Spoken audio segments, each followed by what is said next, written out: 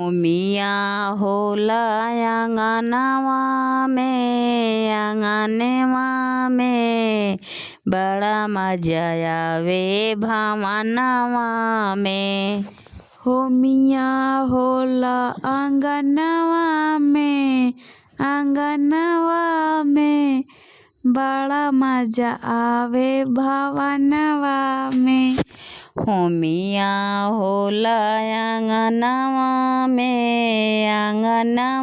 में बड़ा मजा आवे भवनवा में। हो मिया होला हवनवा में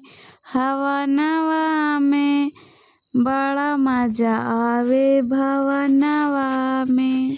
पहली हवनिया जनकपुर में होला। पहली हवनिया जनकपुर में होला। पहली हवनिया जनकपुर में होला। पहली हवनिया जगतपुर में होला। राजा जनक के आंगनवा में बड़ा मजा आवे भवनवा में। राजा जनक के आंगनवा में बड़ा मजा आवे भवनवा में। हो मिया होला आंगनवा में बड़ा मजा आवे भवनवा में। हो मिया होला आंगनवा में बड़ा मजा आवे भवनवा में। दूसरी हवनिया अयोध्या में होला। दूसरी हवनिया अयोध्या में होला। दूसरी हवनिया अयोध्या में होला। दूसरी हवनिया अयोध्या में होला। राजा दशरथ के आंगनवा में बड़ा मजा आवे भवनवा में। राजा दशरथ के आंगनवा में बड़ा मजा आवे भवनवा में। राजा दशरथ के आंगनवा में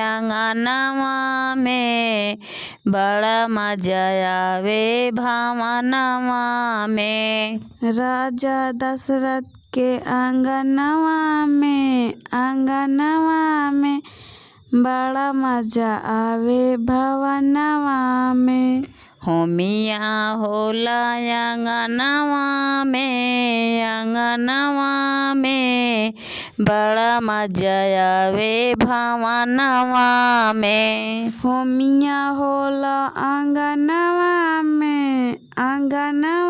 में बड़ा मजा आवे भवनवा में। तीसरी हवनिया गोकुल में होला। तीसरी हवनिया गोकुल में होला। तीसरी हवनिया गोकुल में होला। तीसरी हवनिया गोकुल में होला। नंदी बाबा के आंगनवा में बड़ा मजा आवे भवनवा में। नंदी बाबा के आंगनवा में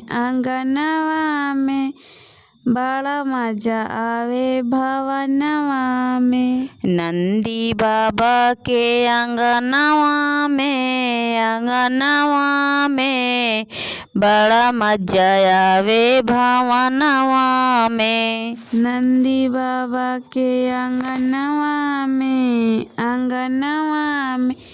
बड़ा मजा आवे भवनवा में।